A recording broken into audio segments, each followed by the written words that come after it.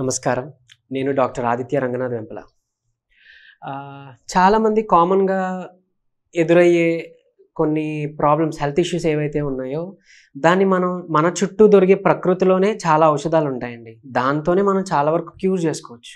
ఏదో మెడికల్ షాప్‌కి వెళ్ళి మందులు తెచ్చుకొని, వాడుకొని, దాంతో మళ్ళీ సైడ్ ఎఫెక్ట్స్ వచ్చి ఇబ్బంది పడే కన్నా, మనం ఎప్పుడు మన ఆహారంలో ఉండే ఔషధాలను లేదా మనకి ప్రకృతి దేవుడిచ్చిన ఔషధాలను మనం వాడుకుంటే చాలా ఉపయోగకరం. అయితే అలాంటి అమోఘంగా పనిచేసేది ఒకటుంది. ఏంటి అనంటే తమలపాకు. మీ అందరికీ తెలిసిందే, మనం కిల్లీలుగా వాడుతుంటాం. సో దీన్ని చాలా రకాలుగా వాడుకోవచ్చు. సో అదేంటో ఈరోజు మనం ఆ రెమెడీస్ కూడా తెలుసుకుందాం. తమలపాకు వల్ల వచ్చే ఉపయోగాల్లో కొన్ని మనం తెలుసుకుందాం. ఇప్పుడు ఏంటి అనంటే, మీకు షుగర్ లెవెల్స్ని కంట్రోల్ చేయడానికి ఉపయోగపడుతుంది తమలపాకు. తర్వాత యాంటీ మైక్రోబియల్ ఎఫెక్ట్ ఉంది. అంటే ఇన్ఫెక్షన్స్ నుంచి వాటి నుంచి కూడా మనం బయటపడడానికి ఇది వాడుకోవచ్చు. తర్వాత ఎప్పుడైనా ముక్కు పట్టేసింది, తర్వాత రెస్పిరేటరీ ఇన్ఫెక్షన్ జరిగింది, మనకి ఆయాసంగా ఉంది అన్నటప్పుడు, లేదా ఆస్తమా ఉంది అనేటప్పుడు కూడా ఈ తమలపాకు యూజ్ చేసుకోవచ్చు. అది ఎలాగో నేను చెప్తాను. తర్వాత కొలెస్ట్రాల్ లెవెల్స్ తగ్గించుకోవడానికి కూడా ఉపయోగకరం. తర్వాత ఒక రకంగా యాంటీ క్యాన్సరస్ ప్రాపర్టీస్ కూడా ఈ తమలపాకులో ఉన్నాయి. తర్వాత పుళ్ళు, ఎప్పటి నుంచో అసలు తగ్గకుండా మానకుండా ఉన్న పుళ్ళు తగ్గించుకోవడానికి కూడా ఈ తమలపాకు ఉపయోగకరం. సో అది కూడా ఎలాగో మనం మాట్లాడుకుందాం. కొలెస్ట్రాల్ తగ్గించుకోవడానికి అని అన్నాను కదా. తర్వాత లేదు అని అంటే మనం షుగర్ లెవెల్స్ని కంట్రోల్ చేసుకోవడానికి అని అన్నాను కదా. ఈ తమలపాకుని చక్కగా ఒక లేతవి ఒక 3 తమలపాకులు తీసుకొని, ఒక చిన్న అల్లం ముక్క, ఒక 2 నుంచి 3 తొక్క తీసిన వెల్లుల్లిపాయ రబ్బలు వేసి, రోట్లో ఉంటే రోట్లో చక్కగా దంచండి. ఒకవేళ అవ్వట్లేదు అని అంటే ఇంకా మిక్సీ వాడుకోండి. కానీ దంచి మనం తీసుకుంటే అది చాలా ఉత్తమం.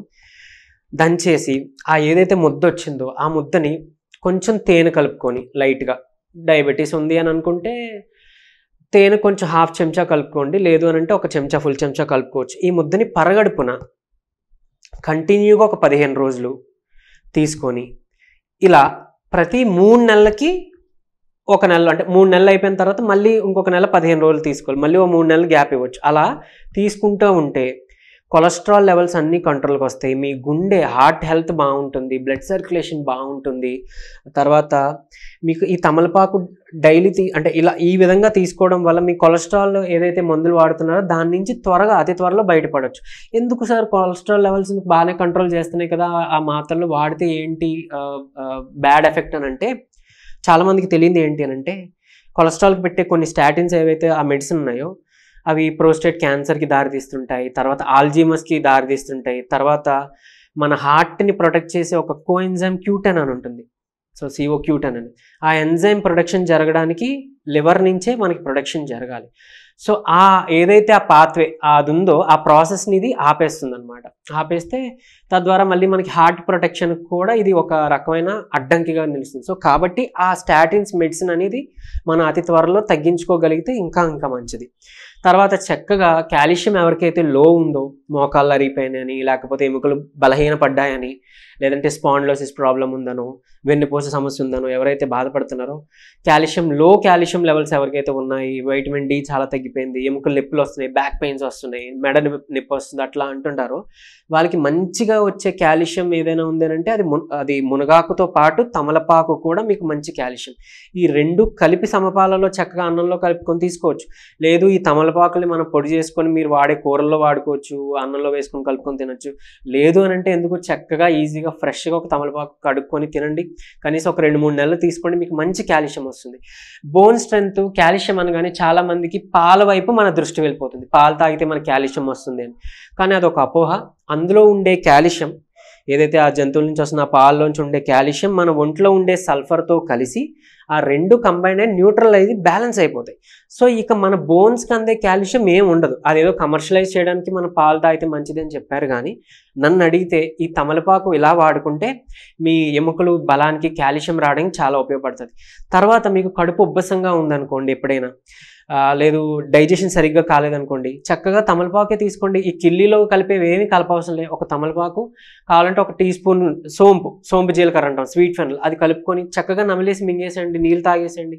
12 నిమిషాలు లేదా 8 నిమిషాల్లోనే మీకు రిలీఫ్ రావడం చూస్తారు. లేదు ఇంకా బాగా పొట్ట ఉబ్బసంగా ఉంది అని అంటే ఆముదం ఒక 4 చుక్కలు తీసుకొని గోరువెచ్చగా ఉన్న ఆముదాన్ని 4 చుక్కలు చక్కగా బుడ్లో వేసుకొని తమలపాకుని దాని మీద పెట్టేసుకొని కొంతసేపు ఉంటే వితిన్ పావు గంట లేదా 12 నిమిషాల్లో ఆ ఉబ్బసం చక్కగా ఆ గ్యాస్ ఏదైతే పట్టేసి ఉందో అది మొత్తం క్లియర్ అయిపోతుంది. అంత బాగా పనిచేస్తుంది.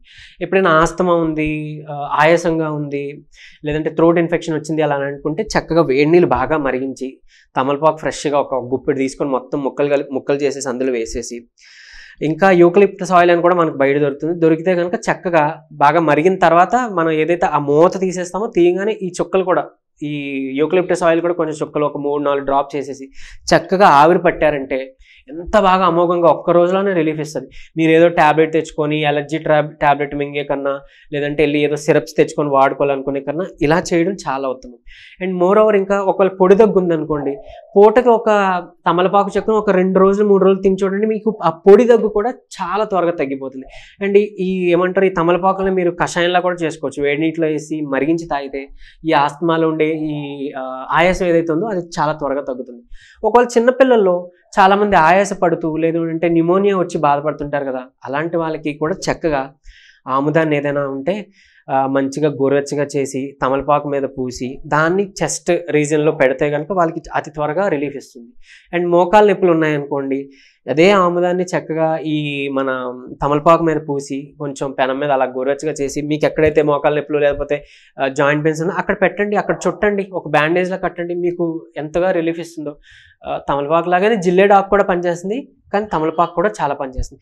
నోటి దుర్వాసన ఉందనుకోండి, తమలపాకు వాడుకోవచ్చు, తినండి, డైజెషన్ బాగా జరుగుతుంది, ఓరల్ హెల్త్కి దానికి కూడా చాలా బాగా ఉపయోగపడుతుంది.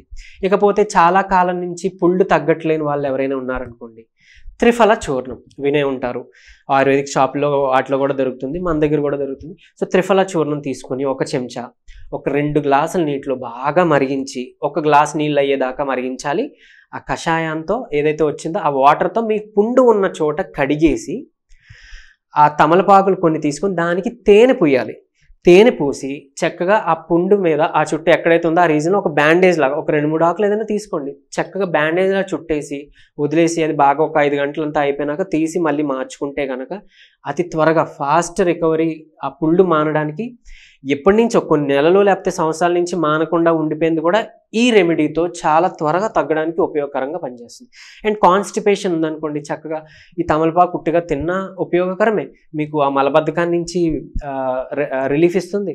లేదు అని అంటే ఇదే తమలపాకుకి 1 చెంచా ఆముదం రాసి అలానే 1 చెంచా తేనె పూసి చక్కగా నాకేసి ఆ ఆకుని పడేయవచ్చు. ఇది తీసుకున్నారనుకోండి, ఈ విధంగా కూడా మీకు మలబద్ధకం నుంచి బయటపడడానికి ఉపయోగపడుతుంది. అయితే ఇది రాత్రి తీసుకోండి, భోజనం అయిపోయి రాత్రి పడుకునే ముందు తీసుకుంటే చాలా ఉపయోగకరం. ఇన్ని విధాలుగా మనం తమలపాకుని యూజ్ చేసుకోవచ్చు.